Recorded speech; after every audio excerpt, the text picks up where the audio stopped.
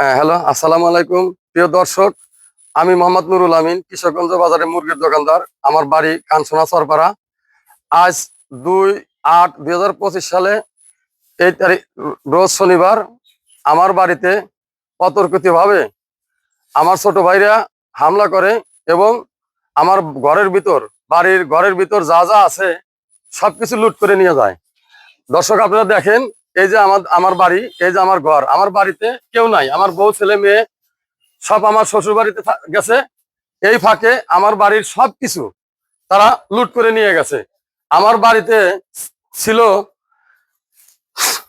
Bag, এই যে ব্যাগের ভিতর টাকা ছিল, টাকা নিয়ে ব্যাগ রাস্তায় ফেলে দিয়ে গেছে। এবং এই যে ঘরের দরজা জানালা সবকিছু, ঘরের এই দরজা, এই জানালা সবকিছু ভাঙ্গা ঘরের ভিতরে ঢুকে, এই যে আমার ঘরের ভিতর ট্রাঙ্কের ভিতরে একবারে নিচে ছিল হচ্ছে ব্যাগ, ওই টাকার ব্যাগ, সেই টাকার ব্যাগ। আর ওর ভিতর ছিল আমার বউয়ের গয়না এবং আমার কিছু আংটি, মালা, হাত ব্যাস এরকম কিছু ছিল, সেগুলো সব নিয়ে গেছে। এই যে আপনারা দেখেন, এই যে ট্রাঙ্কের ভিতরকার অবস্থা দেখেন। ট্রাঙ্কের ভিতরে কোনো কিছুই নাই, সমস্ত কাপড় চুপুর আউলা জাউলা করা। এবং দেখেন, এই যে দেখেন, এই যে টাঙের তালা ভাঙ্গে নিয়ে গেছে। এই যে দেখেন, এই যে দেখেন, এই যে ট্রাঙ্ক, এই যে ঘরের আসবাবপত্র দেখেন, ঘরের আসবাবপত্র সমস্ত কিছুই ভাঙ্গা উল্টা পাল্টা করে একবারে বাইরে ফেলে দিছে। জাংলা ভাঙ্গে ফেলাইছে। এই যে দেখেন, সমস্ত কিছু উল্টা পাল্টা করে ফেলাইছে। এই দেখেন, এই যে ভাঙ্গাচুরা করে, এই যে ভাঙচুর করে নিয়ে গেছে। আমার ওই ব্যাগের ভিতর হাল খাতা করে 4,90,000 টাকা রাখছিলাম। আর আমার বউয়ের 4 ভরি 4.5 ভরি স্বর্ণের গয়না ছিল।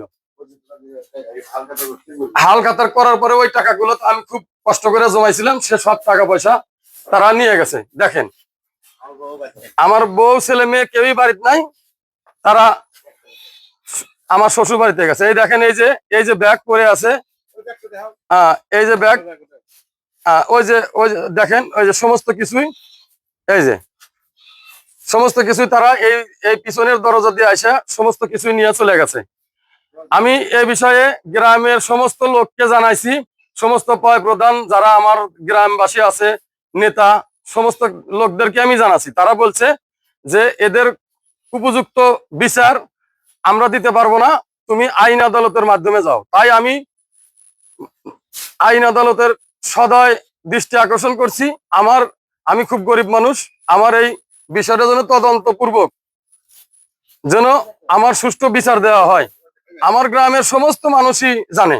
আর এই শত্রুতার জের হচ্ছে আমার বাবার পৈতৃক সম্পত্তি নিয়ে।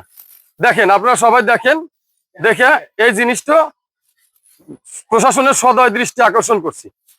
দেখেন।